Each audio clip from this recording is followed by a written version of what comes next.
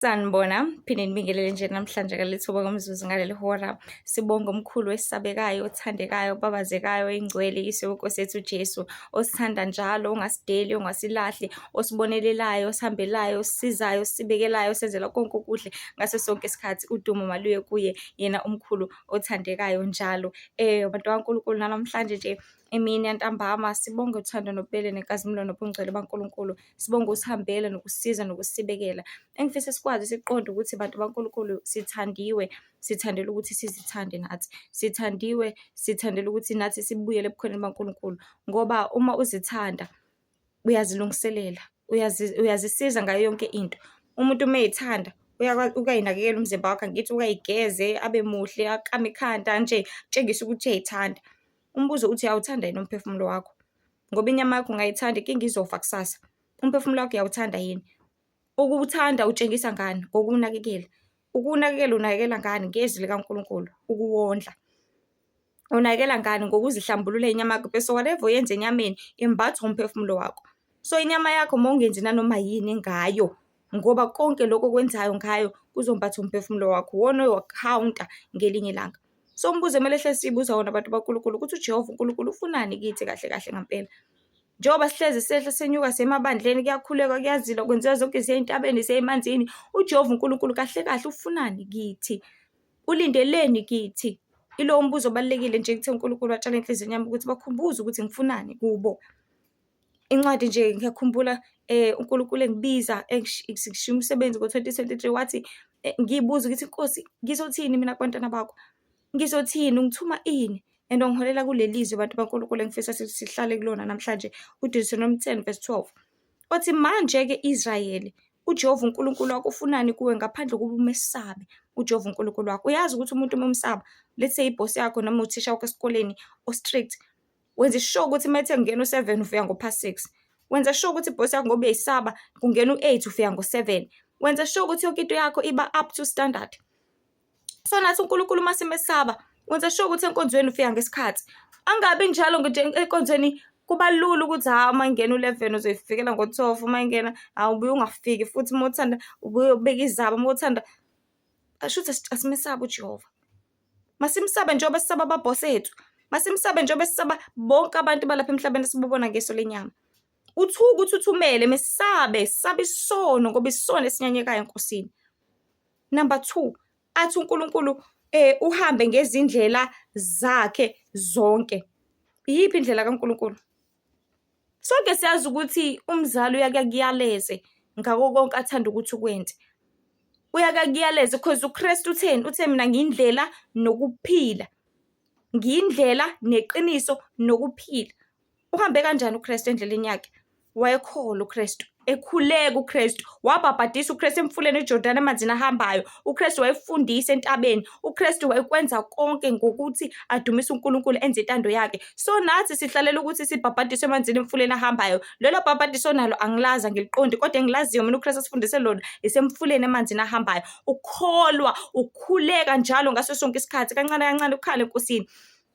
Ekuseni uvuka, emini, ntambama, ebusuku ulala, udla, konke ukukhulekela. Uyangena etekisini, uyangena emsebenzini, uyakhuleka ngaso sonke isikhathi. Intaba kuba umngani wakho, ungayinqeni. Ukuya emanzini ukuzihlambulula, engabi into oyibona ngazuthi yize. Intando kaNkulunkulu iyenziwa abantu baNkulunkulu. Masiyenze intando kaNkulunkulu ngenkani, ngoba iyenzeka uma ufuna ukuyenza. Yonke into abantu baNkulunkulu ihamba ukuthi uyafuna yini ukuyenza. Unothando yini? Because isitha noma yonke imimoya ihlola la imidlinzo yakho. Because whatever ukucabangayo udwela kona. Kusho njalo nje in-quotation ukuthi whatever ucabangayo udwela kuyona.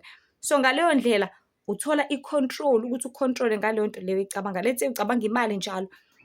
Mase usudwela emalini, isise sobona ukuthi okay, lo kuze imqhelanise noNkulunkulu, ngizomprovide ngomsebenzi ozomnikeza le mali ahleze ecabanga ngayo, ebese uyabambelela lapho ulibelethe uNkulunkulu kanti akusiyena. Usubambelela isise sesikubophile sakuthimthaqa. Ukona konke ngaso sonke isikhathi masihambe ngezindlela zikaNkulunkulu. Ngokulingisa uKristu. Ngokulingisa uKristu kukona konke akwenzile lapha emhlabeni. Number 3, umthande.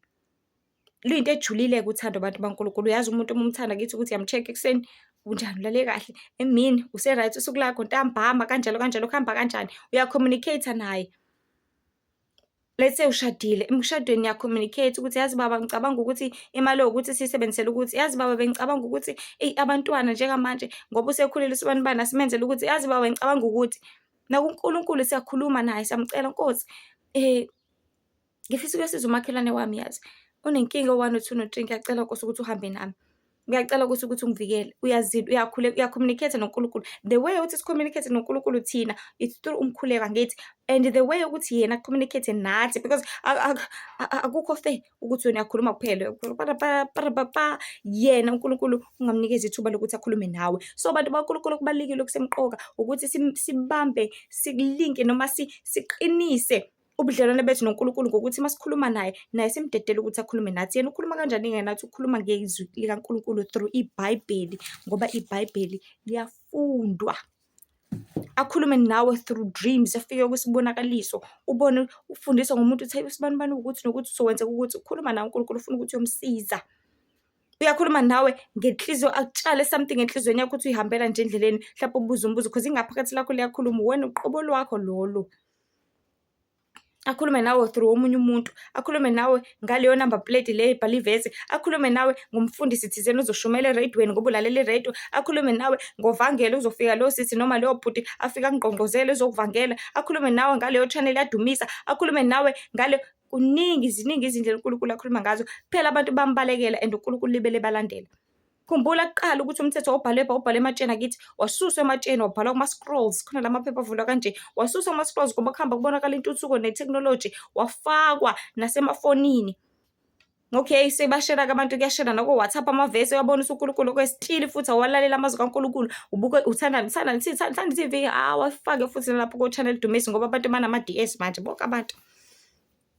Still kuma-channel DS uyibukela o-channel wena ubuka indumiso kaNkulunkulu, uNkulunkulu uzofaka ebhodini kuma-post ngoba uhamba endleleni khona uzokubona. Still awubuka uthanda o-TikTok, uNkulunkulu uzoshumayela naku-TikTok. Ku-WhatsApp uzomposta amavesi everyday. Ku-YouTube uthanda u-YouTube ubuka ama-movie, ku-Facebook uhleli kuwona, ko-TikTok, ko-Instagram. Ngoba nihlezi niphosta athi uNkulunkulu makuphophe nje izwi lami mhlawumbe uzongizwa because izwi kaNkulunkulu liyi-communication, isuke indlela uNkulunkulu akhuluma nayo ngawe nawe.